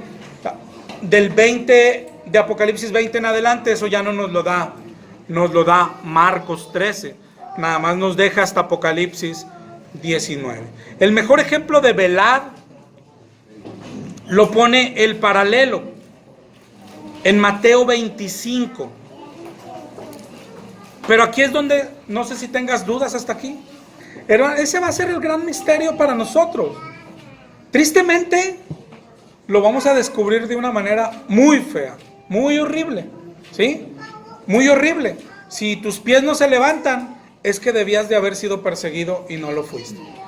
Muy horrible, porque ya no va a haber tiempo. Es muy horrible, va a ser muy horrible darnos cuenta si aquello que padecieron ellos lo teníamos que pasar nosotros, porque va a ser cuando ya no haya oportunidad de ir para atrás. Y ahí ya nos vamos a dar cuenta y vamos, entonces sí era para nosotros, sí era para ustedes, para todos ustedes, pero ya no va a haber oportunidad, ¿verdad? Será terrible. Todo lo que leímos ahorita fue simple lectura, hermano, pero acuérdate, a lo mejor nos merece Zacarías 14 un repaso de ahí en tu casa y más tranquilamente. Todo lo que leímos lo leímos nada más y a lo mejor fue muy deprisa, pero si pones tus sentidos es horrible, es terrible. La culminación, el lagar, la sangre, llegando hasta los dientes de los caballos, hasta los frenos de los caballos. Sí, cuando leímos ahorita en un lugar, yo creo que Zacarías 14, cómo terminarán aquellos con los ojos fuera de sus cuencas. O sea, es terrible, es terrible, ¿sí? Y aquí es donde regresamos, donde te digo que íbamos a regresar. Ahorita te mandé a Mateo 25, sí, ¿verdad? Bueno, déjalo ahí pendiente tantito. Porque aquí es donde regresamos al 19:7, donde dice en Apocalipsis, porque han llegado las bodas del Cordero. Y dice, y su esposa se ha preparado. Y precisamente ese es el tema. Si estamos preparados para tal evento, para las bodas del Cordero, para nuestra reunión con Él, ¿sí? Que yo creo que prácticamente cada domingo lo hemos dicho, cada que terminamos una sesión de Apocalipsis, de eso habla Apocalipsis. Cristo viene, ¿estás preparado? Cristo viene, ¿qué quiere decir estar preparado? ¿Serás de los arrebatados? Hermano, y esto no es cuestión, ¿cómo decírtelo? No es cuestión de fe. Bueno, sí es de fe, pero no como hoy lo creemos. No, sí, yo sí. ¿Y por qué lo crees? Por fe, decimos todos. Eso no se trata de eso. La fe, ¿qué es? Creer la palabra. Y parte de esto, exactamente como mencionó, de creer esto. Oye, los que serán arrebatados tienen una característica. Y una de ellas es que padecían por la causa de Cristo. Y ahí es, ¿lo crees? ¿No lo crees? ¿Qué es lo que crees? Al final, claro, ¿qué es lo que creemos? Eso nos llevará a ser arrebatados o no. Pero no solo por lo que crees, sino porque lo que crees te hace vivir de una forma, ¿verdad? Y esa es la que determina si eres arrebatado o no lo eres. Vimos ahorita la principal característica de la novia. En el 19:8 se le concedió que se vista de lino fino. Y vimos ahí lo que es el lino fino. Las acciones justas de los santos. Está hablando de santidad. ¿Lo crees o no lo crees? Santidad, ¿qué es santidad? Santidad es no tener pecado. O sea, ¿crees esto, que la reunión del Señor con su iglesia es solo para los que no tienen pecado? ¿O no lo crees? Ese es nuestro problema. Nuestro problema es que no lo creemos. Y nuestro problema es que nos vamos a dar cuenta de la peor manera. De la peor manera. Es terrible. Todo lo que hemos leído en Apocalipsis es terrible. Y muchos nos vamos a dar cuenta de la peor manera.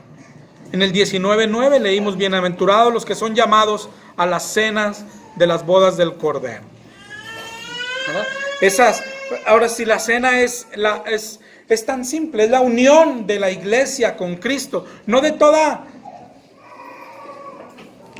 la iglesia que ha existido, sino la que está en ese momento en la tierra, ¿sí? Y va con Cristo. Ahorita ya hay gente que está con Cristo, ahorita ya hay gente que está con Dios. Por eso la boda es solo ese encuentro del arrebatamiento y nos encontramos ahí con el Señor. La figura está por toda la Biblia. Yo creo que la hemos examinado algunas veces, ¿sí? Lucas 5:34, por ejemplo. Podéis hacer que los que están de bodas ayunen en tanto que el esposo está con ellos, pero vendrán días cuando el esposo será quitado y entonces en aquellos días ayunarán. Es decir, es una figura hermosa la que propone el Señor siempre. Nosotros como la esposa y Él siendo el esposo. Es una figura hermosa, maravillosa.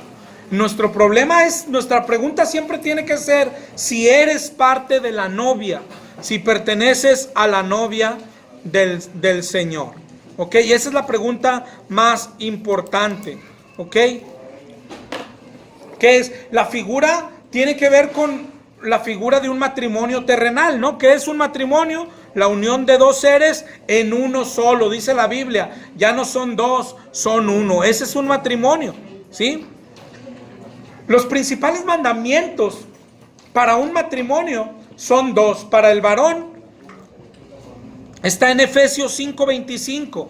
Y mira cómo mantiene la figura ahí nuestro Señor. Maridos, amad a vuestras mujeres como Cristo amó a la iglesia. En esta figura del Señor, ese no es mandamiento para nosotros. Es decir, este es nuestro mandamiento terrenal para los casados. Pero en la figura, este no es el mandamiento para nosotros. Porque en la figura que el Señor propone, nosotros somos la novia. Hombres y mujeres somos la novia. Es decir, el novio, el esposo es Cristo. Entonces este es como que su parte, ¿sí? Y mira tú si la cumple. Dice, la parte de él sería amar a vuestras mujeres, es decir, a su esposa. Pero luego dice ahí, como Cristo amó a la iglesia. Es decir, eso es lo que Él hace. Él cumple su parte, Él nos ama. Tanto que se entregó a sí mismo para santificarla, habiéndola purificado en el lavamiento del agua por la palabra. ¿Cuál es la intención de Él? Dice ahí en el 5:27. Él lo que quiere es presentársela a sí mismo, una iglesia gloriosa, que no tenga mancha, ni arruga, ni cosa semejante, sino que fuese santa y sin mancha. ¿Sí? Ahora, cuando tú ves los mandamientos para la esposa en la Biblia, en la figura que Él pone, esos son nuestros mandamientos. Ahí un poquito antes en Efesios 5:22 dice: a las casadas estén sujetas a sus propios maridos como al Señor. Ese es nuestro mandamiento. Esa es la característica de la novia. En Colosenses 3:18 lo repite: casadas, estar sujetas a vuestro marido como conviene en el Señor. Prácticamente esa es la característica de la novia. Si tú eres parte de la novia, estás sujeta a tu marido. Es decir, la obediencia. La mayor característica de la novia que tendrá su encuentro con este esposo es la sujeción. Es que está sujeta, que quiere decir que es obediente al Señor. Cristo es la cabeza, nosotros somos la iglesia, y la característica de su iglesia, de su esposa, es que está sujeta a su palabra. Ese es nuestro problema. Si estamos sujetos a la palabra, o si estamos 100% sujetos a la palabra. La figura es maravillosa y todavía es más, la figura nos ayuda a ver muchas cosas. Un matrimonio, pero como los que se ven en la Biblia, en el tiempo antiguo, en Israel, primero eran arreglados por los padres. ¿Te acuerdas? ¿Sabías eso? O sea, los matrimonios eran arreglados por los padres. Este también lo fue. En Juan 6 habla mucho de esto. Pero por ejemplo en Juan 6:37 dice: todo lo que el Padre me da, vendrá a mí, y el que a mí viene, no lo echo fuera. Es un matrimonio igual, arreglado por el Padre. También, cuando tengas tiempo, échale un vistazo a Génesis 24, que leímos alguna vez, cuando Abraham manda buscar esposa, ¿te acuerdas? Para su hijo. Así eran los matrimonios en la antigüedad. Este es igual, es el padre el que le busca esposa a su hijo. Luego se desposaban, eran el uno para el otro, pero pasaba un tiempo en medio antes del encuentro, antes de juntarse. Y esto que es el matrimonio así, ilustra de hecho lo que hemos hablado, de una salvación presente y de una salvación por alcanzar. Esta es la figura. Es decir, nosotros cuando nos alcanzó Cristo, ya fuimos desposados con Él. Ya dice la Biblia que ya fuimos desposados con Él. Por ejemplo, en 2 de Corintios 11:2, dice, porque os celo con celo de Dios, pues os he desposado con un solo esposo. Pero ahí dice otra vez el requisito de la esposa, para presentarlos como una virgen pura a Cristo. Esos somos nosotros, o debemos de ser nosotros. Pero nosotros ya estamos desposados con Él. Ya somos su esposa. Pero no como un matrimonio actual, sino como el matrimonio que se ve en la Biblia. Yo creo que el que más nos ilustra son cuando empiezan los evangelios, la historia de José y María nos ilustra cómo eran los matrimonios antes. Es decir, había una situación donde los padres cerraban aquel matrimonio y ya estaban casados, ya se pertenecían. Pero venía un tiempo intermedio donde no se conocían íntimamente todavía. Esto se ve con María, ¿te acuerdas? En Lucas 1:27. Y la figura es maravillosa para nosotros. Somos desposados por Cristo y nos encontraremos con Él en las nubes. Esa será la boda, el cierre de la boda. ¿Qué se nos manda? Serle fiel. Si somos infieles, pues yo no sé si Él se vaya a casar con una infiel. Es decir, tú estás desposado con alguien. Otra vez trayéndolo a la boda de la que habla la Biblia, alguien se desposaba. ¿Sí? Ya son. No quisiera decir que es como el noviazgo de hoy porque no tiene absolutamente nada que ver, ¿no? Pero ya son, ¿sí? Solamente no viven juntos todavía. Se tenía que correr cierto tiempo para eso y tener intimidad. Ahora imagínate eso. ¿Qué es lo que pensó José un día? Imagínate, ya están desposados. Pero aquella chica sigue yendo a los bailes. Y luego la chica de repente no llegó a su casa, 2 días se desapareció. Aquella chica se ve de la mano de otro y todo. ¿Tú crees que el novio dice, no, pero lo que hoy dicen los salvos siempre es salvo? No, que prácticamente lo que dicen es, Cristo se perjudicó solito, ¿verdad? A mí me agarra aunque sea. No, a esos infieles y en ese ínter, o sea, no antes. En ese ínter es a los que le dice ramera. ¿Cómo me voy a casar con una ramera? En ese ínter, no sé si veas la figura, es el cristianismo. Desposados, pero la boda está por venir. En la intimidad con nuestro Señor. ¿Qué se te pide en ese ínter? Fidelidad.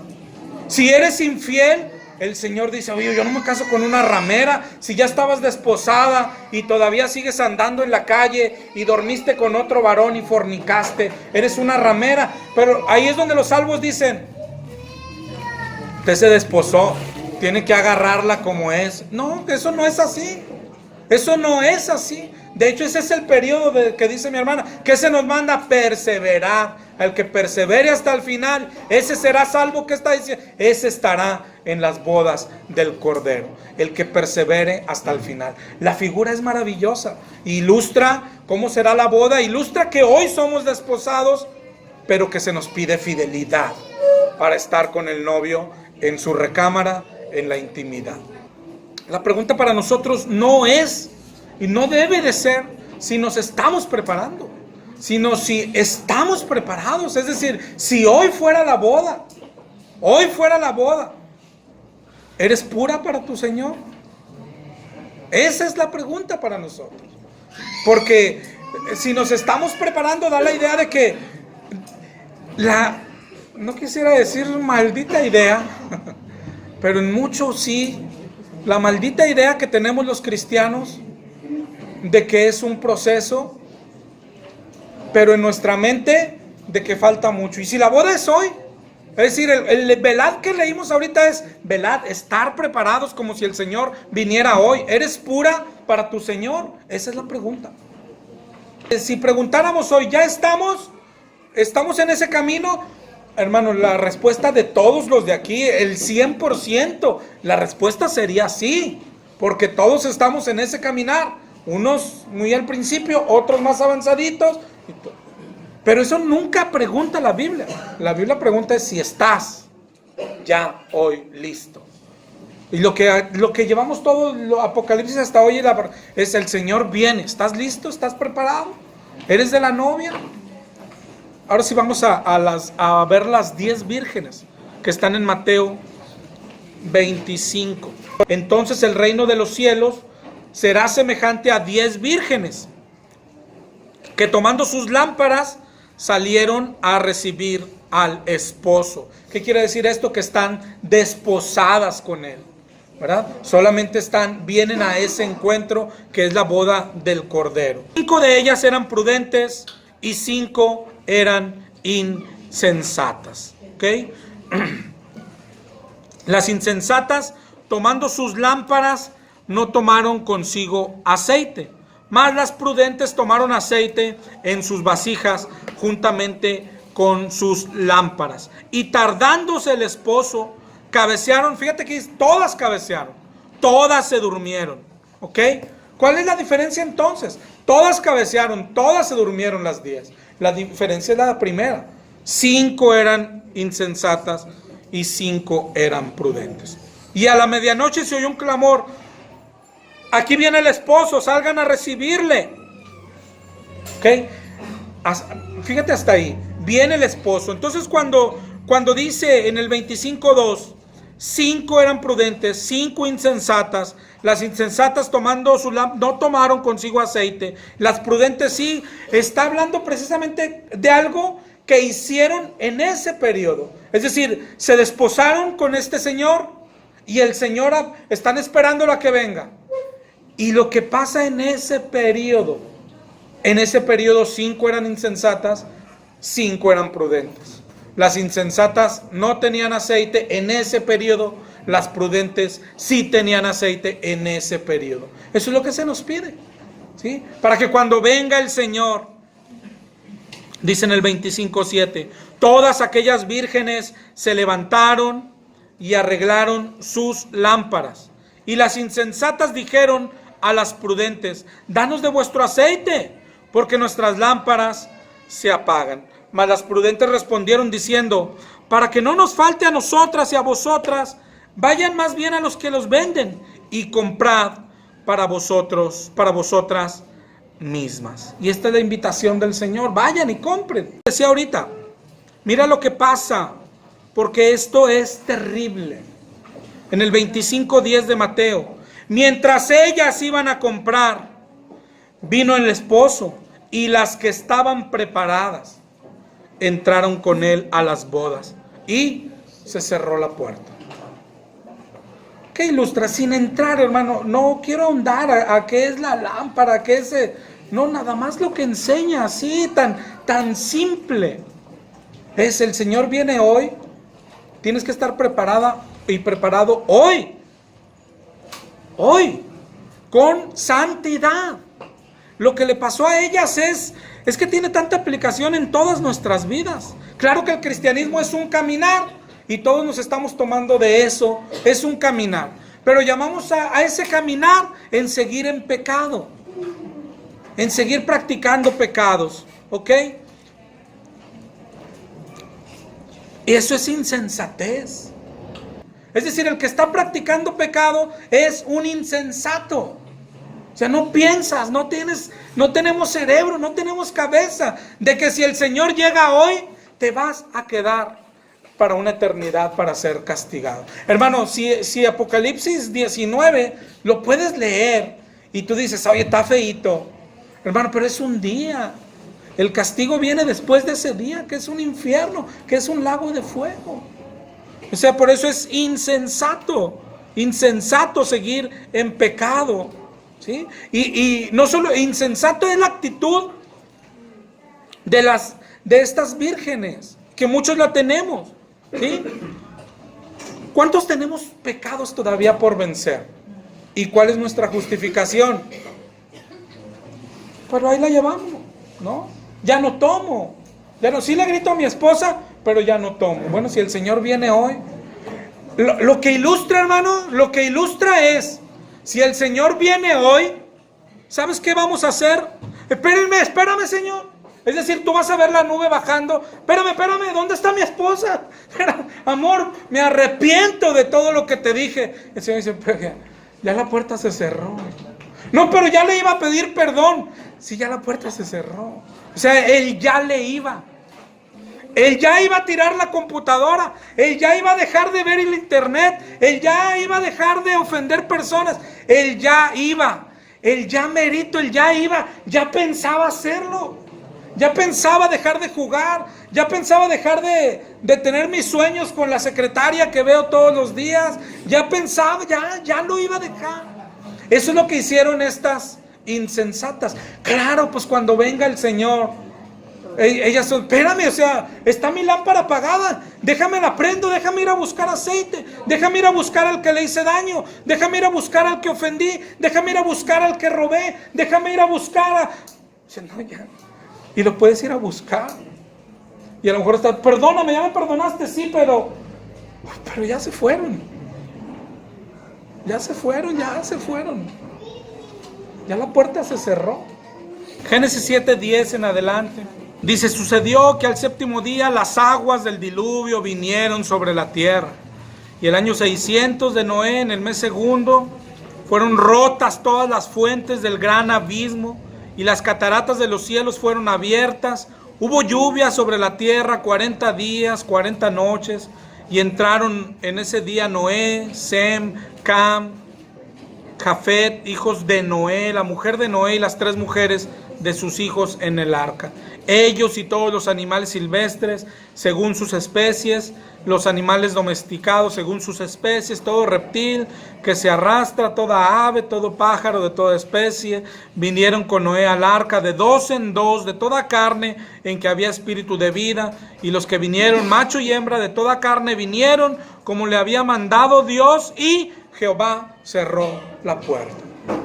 ¿Tú crees que no había gente que quería entrar? Cuando aquella lluvia empezó a caer, cuando el nivel empezó a crecer, pero Jehová cerró la puerta. ¿Cómo pasará otra vez? Ser insensato, hermano. Mira, si yo te hago una pregunta y me levantaras la mano, si yo te preguntara quién hoy es salvo o cree que es salvo,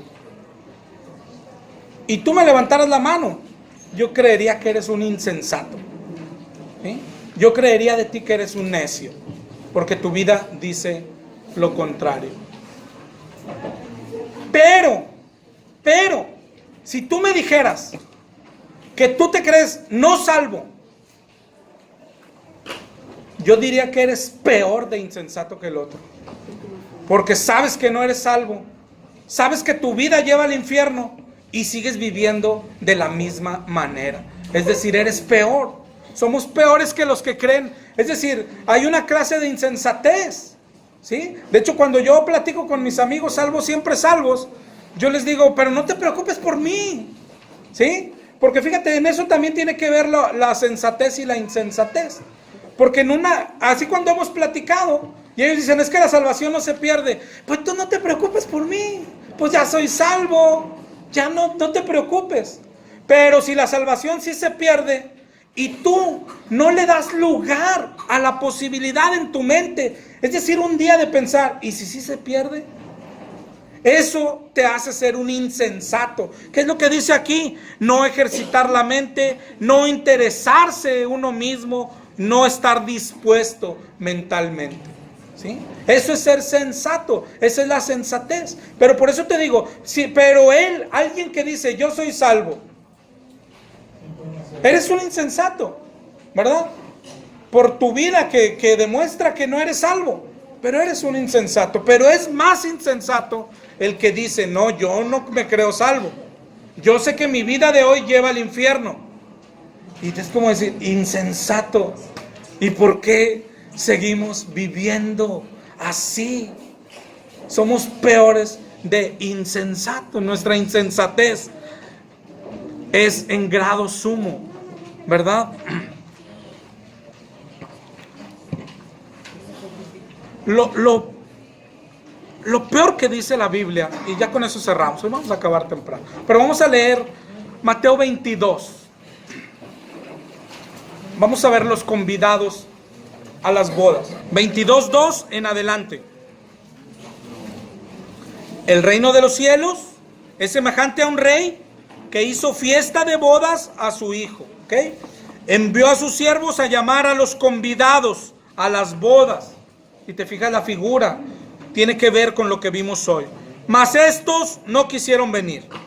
Volvió a enviar otros siervos y les dijo: digan a los convidados, he aquí he preparado mi comida, mis toros, animales engordados han sido muertos, todo está dispuesto, vengan a las bodas. Mas ellos, sin hacer caso, se fueron. ¿A dónde estamos yendo nosotros, mi hermano? Mira, ahí dice: uno a su labranza, otro a sus negocios. Otros, tomando a los siervos, los afrentaron y los mataron. Al oírlo, el rey se enojó, envió sus ejércitos, destruyó a los homicidas, quemó la ciudad, dijo a sus siervos: las bodas siguen preparadas, los convidados no eran dignos. Vayan a las salidas, llamen a las bodas a cuantos halléis. Salieron los siervos, juntaron a los que hallaron, malos y buenos, y las bodas fueron llenas de convidados. Esos somos tú y yo. Y entró el rey para ver a los convidados, y vio allí uno que no estaba vestido de boda. Y le dijo: amigo, ¿cómo entraste aquí?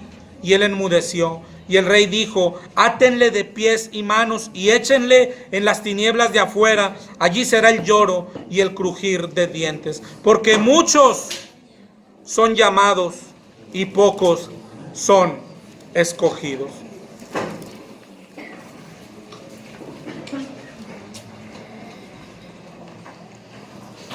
Y ahí estamos nosotros en esa parábola, ¿no? Cuando dijo a los últimos, ahí en el paralelo en Lucas creo que es donde dice la palabra: fuércenlos a entrar.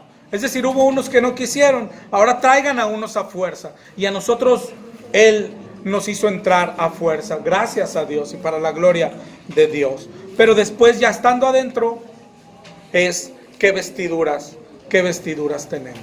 De eso se trata todo. Hay, en el paralelo termina esta parábola, y muchas parábolas del Señor terminan con la advertencia de que todo el que se exalta será humillado, pero el que se humilla será enaltecido. ¿Qué quiere decir? Que solo hay una forma de acercarnos a Dios, y es humillados. Es decir, pero hoy, aquí en la tierra, humillados. Hay una forma de llegar incluso a aquel día. ¿Cómo es? Sabiendo que no mereces estar con el Señor. Sin embargo, la advertencia del Señor es firme y es una promesa grande. El que se humilla, ese será enaltecido. Pero el que se enaltece, ese será humillado. El que se enaltece, hermano, en las parábolas solo tiene una figura, es decir, un equivalente. Y el que se enaltece siempre el que se cree algo. El que se cree salvo, ese será humillado un día. Pero el que se humilla, ese será enaltecido. Y no dice, fíjate, las parábolas nunca cierran algunos, no. Todo el que se humilla será enaltecido. Y todo el que se enaltece será humillado. Hay un engaño del diablo metido a nosotros que nos hace cerrar la ecuación. Cristo viene, es santo, la iglesia tiene que ser santa. Yo no soy santo, pero Cristo viene y sí voy con Él. Una ecuación, pues insensata, ¿no? Insensata. Ese es el mal del hombre. Ese es el mal del hombre. Tú puedes platicar el evangelio con alguien. Tú le dices, mira, es que aquí dice que la paga del pecado es muerte. Sí.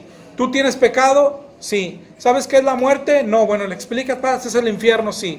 ¿Tú qué pecados tienes? Este y este. ¿A dónde vas cuando Cristo venga? Al cielo. Ay, otra vez. No sé si has batallado con eso. Pero no es el mal solo de los de afuera. Es el mal de los de adentro. Es el mal de la iglesia. ¿Tienes pecado? Sí. ¿La paga del pecado es muerte? Sí. ¿Tienes pecado? Sí. ¿Cuál es tu paga? El cielo. Y tú dices, ¿Cómo? ¿No te das cuenta que no es así? De las copas de ira para adelante, nadie se arrepiente. Nace un odio contra Dios. ¿De dónde pueden hacer un odio contra Dios? De alguien que se cree algo y luego ve gente volar, como los de Mateo. ¿Y por qué yo no? ¿Por qué yo no? Mira, ahí va, que ella era prostituta. Mira, ese era hermano de la iglesia y yo lo vi tomar y yo lo vi engañar. ¿Y por qué yo no? O sea, un corazón, es increíble lo que vemos al final de Apocalipsis, gente que se forma a pelear contra Cristo. ¿Sí? ¿Por qué yo no? Es decir, alguien que le cree que le puede decir, ¿y por qué yo no? Pues ya te dejó, es un Dios injusto, vamos a pelear con Él. Vamos a pelear con Él. ¿De qué mentes puede salir? De mentes insensatas, ¿verdad? De mentes insensatas. Solo ahí en la destrucción, hermano, solo habría, que yo de hecho he hablado de eso cuando la Biblia dice, el que se humilla será enaltecido. Cuando el Señor venga en su nube, yo por lo menos, pero no porque porque lo haya leído, porque así siente mi corazón. Yo tendría que esperar, o sea, deja que se vayan todos para que empiece a ser pisoteado. ¿A dónde huyes? Esto no, pues ya se acabó. ¿Sí? Y que el Señor te levante, ¿verdad? Que el Señor te levante. Si hubiera una figura así, tú cuando llega el Señor le preguntas, mira, ya están los santos, oiga, don Ángel, y los malos, ¿dónde nos van a echar? Para formarme, pues de perder para ser el primero, ¿no? Ya, dice, tiene pecado, pero aquí es donde entra eso. La Biblia no dice algunos, la Biblia dice todo el que se humilla, todo el que sabe que tiene pecado suficiente para hoy ser quemado y así vive humillado, pidiendo perdón, sabe que su pecado lleva al infierno, cae y no se acomoda a él, cae y no se siente bien, él no busca justificante, todos pecan, nadie puede, Pablo pecó, no. Yo pequé y ofendí a mi Dios y merezco ser quemado. La Biblia dice, el que vive así, todos, no dijo algunos, el que se humilla será enaltecido, pero el que te enaltezca el Señor. Por el contrario, todo, hermano, no nada más de los cristianos, pero los cristianos están en esto que hemos visto. Pero ese es el mal del mundo. El ateo, para empezar, no cree en Dios. Todas las religiones, todas tienen su solución para llegar al cielo, ¿verdad? Y los cristianos también la tenemos. Entonces, los cristianos estamos esperando, o sea, yo soy de los salvos, el que baje. Y aquella comodidad, aquella confianza, es la que se transforma en odio, ¿sí? En odio. Ay, pero ¿por qué yo no? ¿Por qué se va a llevar aquel si era peor que yo? ¿Por qué se va a llevar a mi hermano que acaba de llegar a la casa de rescate y a mí me va a dejar? ¿Por qué si yo pastoreé una iglesia por 20 años? ¿Sabes a cuánta gente traje al evangelio? ¿Sabes cuánta gente me escuchó en el radio? Imagínate que un tipo se atreva a abrir su boca delante de Dios. Dios dice, pero precisamente por eso se está quedando. Pero aquel, ¿por qué está siendo llevado? Porque era de lo peor, porque tenía vicios, pero un día se humilló y pidió perdón. Es todo. Y luego vivió su vida en humillación. Eso es todo, humillado ante el Señor. Pero y luego, ¿sabes qué? Nacerían tipos como yo. Pero todo lo que hice, toda la gente que alimenté, todos los de Mateo 7, ¿te acuerdas? Y los milagros que hice, y la gente que sané. Y luego se acerca el otro y dice, va, que es un injusto. Claro que es un injusto, pelearías contra él. Por el amor de Dios, dame con qué tirarle a la cabeza. ¿Cómo se atreve a dejar a alguien como yo? Y ahí están los tipos formados. Y luego el Señor los apachurra una vez, los levanta, se vuelven a formar y les deja caer fuego del cielo. Leímos la semana pasada, creo que en Isaías, será quitada toda soberbia de la tierra. ¿Te acuerdas de aquel pasaje? Ese es el mayor pecado. La soberbia en todas sus presentaciones. El ateo que dice, pues yo no creo que exista Dios, ¿verdad? Los jóvenes que han de pensar, pues yo estoy muy tiernito, para que me queme, ¿no? Las mujeres que han de pensar, bueno, esto se trata de hombres, ¿no? O las mujeres también tenemos que leer la Biblia, también tenemos que hacer oración, también tenemos que predicar el Evangelio, también tenemos que vivir en santidad, también las mujeres. Pero no sé si lo veas, no sé si alguna vez te preguntaste, ¿cómo podría formarse alguien a pelear contra Dios? Y solo pueden hacer de un corazón orgulloso, que cree que merece algo y que no recibe eso que cree que él merece. La paga del pecado es muerte, y sin santidad nadie verá al Señor. Y si aún no la hemos alcanzado, nos conviene alcanzarla lo antes posible, ser prudentes, ser sensatos, ser pensantes y correr tras la santidad como si fuera el aire para respirar. Y que Dios te saque de cualquier comodidad e idea errada donde tú te pongas o el diablo quiera ponerte. La ecuación es simple, ¿sí? Dios es santo, la paga del pecado es muerte. Sin santidad nadie verá al Señor. Y si tú tienes pecado, es mejor que lo dejes hoy. Porque el cristianismo sí es un caminar. Pero ahorita vimos, pero el día y la hora nadie lo sabe. Entonces es insensatez seguir caminando en pecado. Y muchos nos vamos a dar cuenta de la manera más difícil, más triste y más horrenda. Horrenda cosa es caer en las manos de un Dios vivo, dice la palabra de Dios. Apocalipsis sigue siendo el libro de adoración por excelencia. Así es que salgamos esta semana y adoremos a Dios.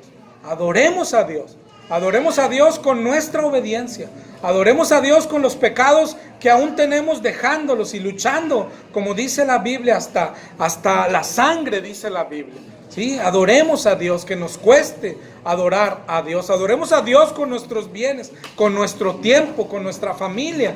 Adoremos a Dios, que esta semana, cuando dice velad, Él dice velad como si viniera hoy. Yo te invito cada domingo, vivamos esta semana como si el Señor fuera a venir esta semana. Así se le manda a vivir al cristiano. Vivamos esta semana como si el Señor viniera esta semana. El que no ha predicado el Evangelio, hermano, no te puedes ir de aquí sin predicar el Evangelio. No puedes irte con una pregunta.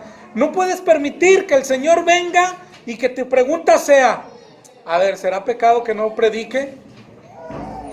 Porque te vas a dar cuenta de la peor manera. A ver, ¿será pecado que no le dé al pobre? Porque te vas a dar cuenta de la peor manera. ¿Sí? Luchemos contra el pecado, adoremos a Dios. ¿Vale?